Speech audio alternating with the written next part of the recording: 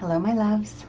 I thought I would start a minute or two early just to help people have a second or two to figure out how to use these crazy Facebook things. But I am excited to talk to you today and looking forward to talk to you about one of my favorite subjects, which is shoulder pain. Why? Because I think if I ever met anyone without it, I'd be pretty sure they were an alien or a pod person because we all have it. So thank you for joining me, and we'll begin. Uh, Welcome back to Body Mind Mondays, and I'd like to welcome some newcomers today by telling you briefly about me. My name is Casandra MacAlan, and I am a holistic health coach, a spiritual counselor, and a practitioner of traditional Chinese medicine, amongst many other things, for over 2 decades now. I am also the creator of Thought Pain Therapy, which focuses on teaching people how to understand what I refer to as the profound guidance of pain, as well as mastering their thoughts, releasing emotional pain, and healing their physical bodies. So thank you for joining me today, and I would be grateful if you could give me a thumbs up, a heart, or hello to show me that you're here, please. It gets a little lonely talking to myself, so thank you.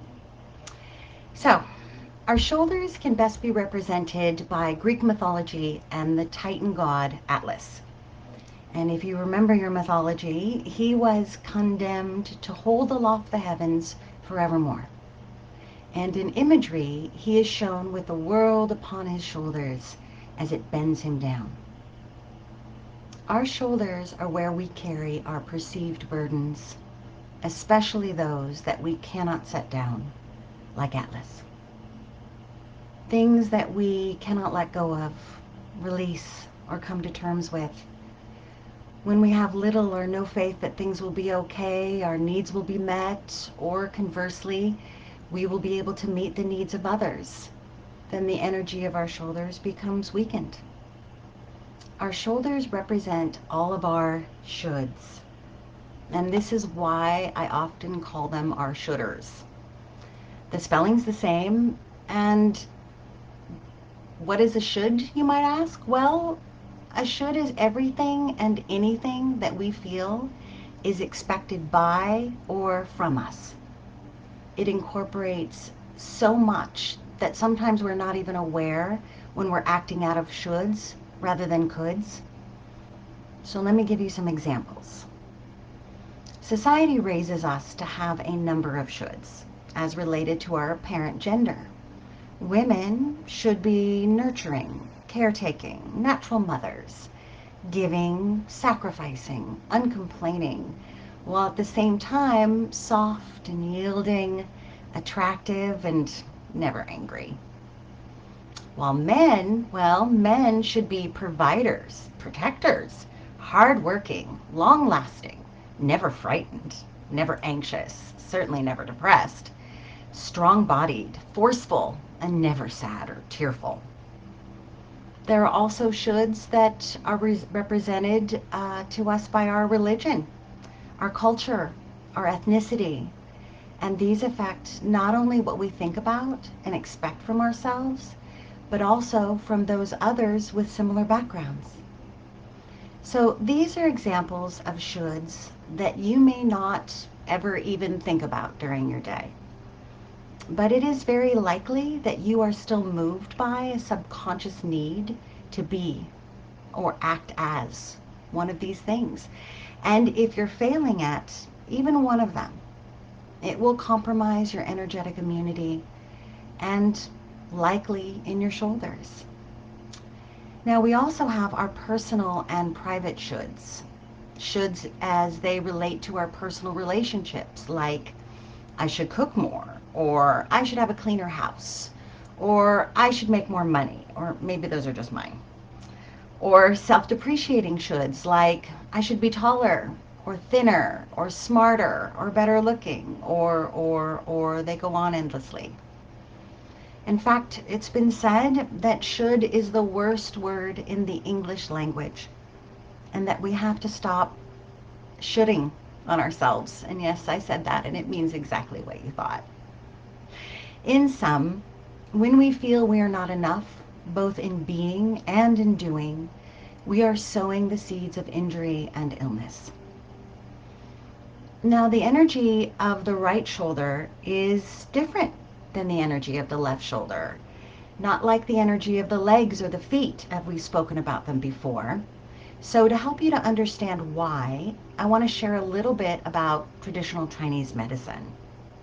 Because the right shoulder is different from the left shoulder, and those ways relate to the theory of yin and yang. Now, that pronunciation, my teacher used to say how to pronounce those words are that yin is from within and yang is the song that we sing to the heavens. So regardless of how they sound on the tongue, they are very powerful forces that work together to balance all life within and without us. They complement each other, yet represent the opposite. In fact, there cannot be one without the other, like there cannot be up without down, in without out, or healing without illness. Now, yin represents the feminine, darkness, the earth, things that are cool and wet. It is passive, acceptance, meditative, relaxed, responsive, quiet, softness, stillness, surrender, and more. And its motto is just be.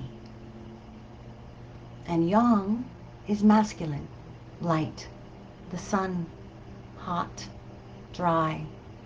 It's aggressive, reactive, outdoing, forceful, active, contraction, loud, hard, movement, outgoing, and more. And its motto is just do.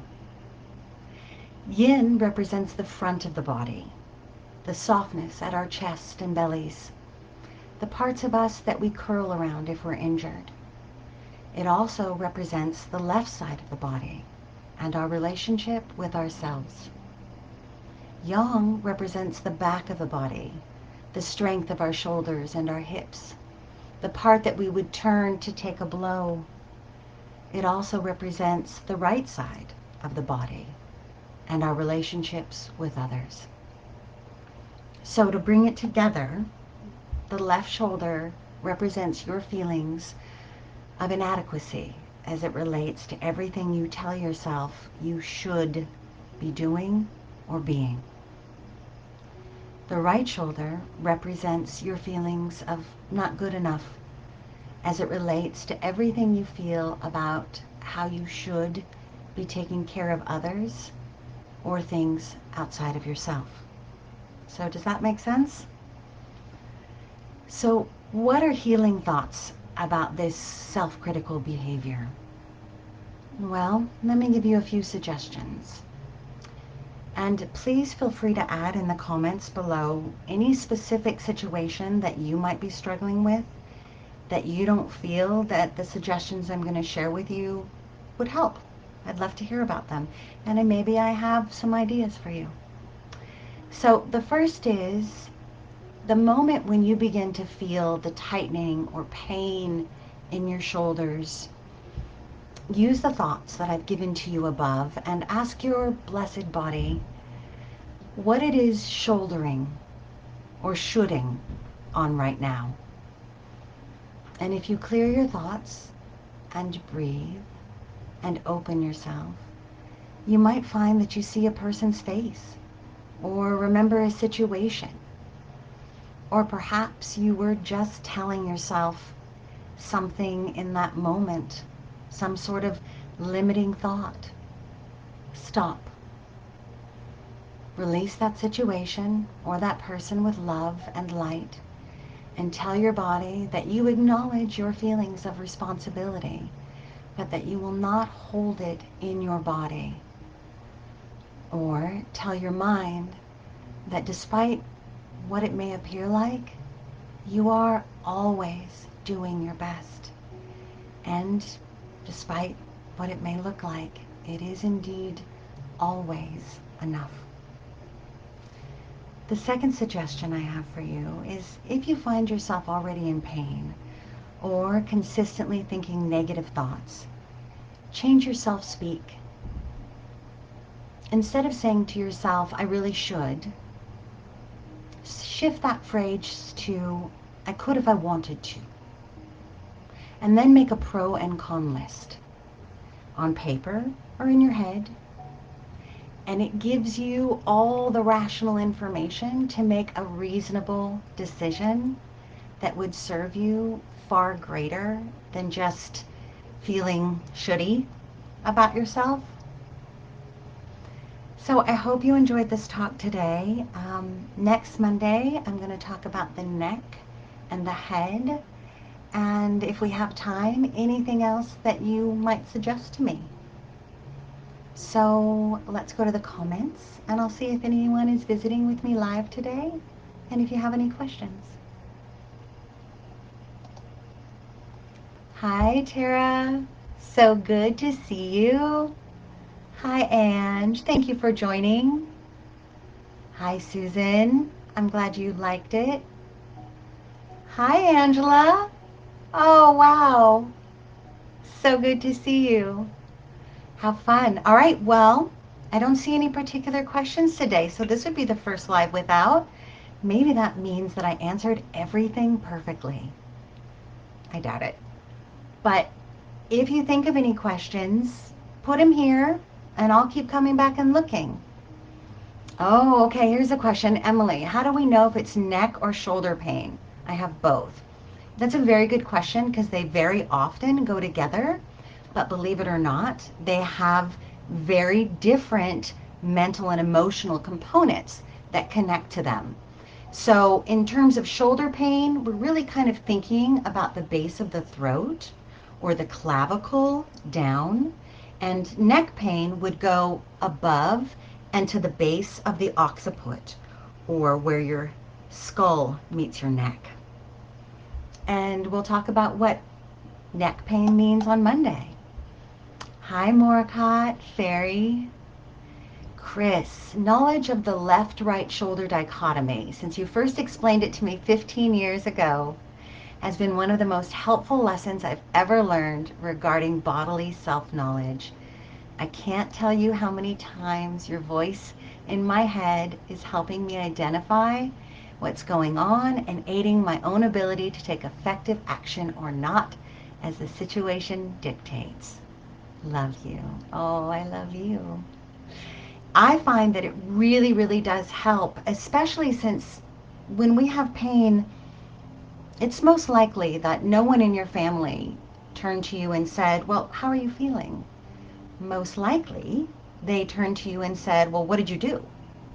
So in this culture, and by that I mean American culture, we are really taught to see the mind and body as separate things, right?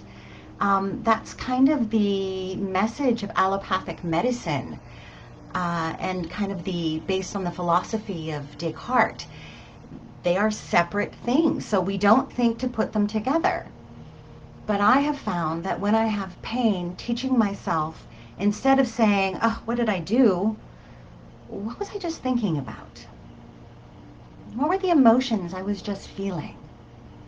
And let myself release those back to the person, back to the situation. Or like I said, if you can't release these feelings of obligation, responsibility, and should to someone in your life, then you can say, I acknowledge, but I'm not going to hold it in my shoulders.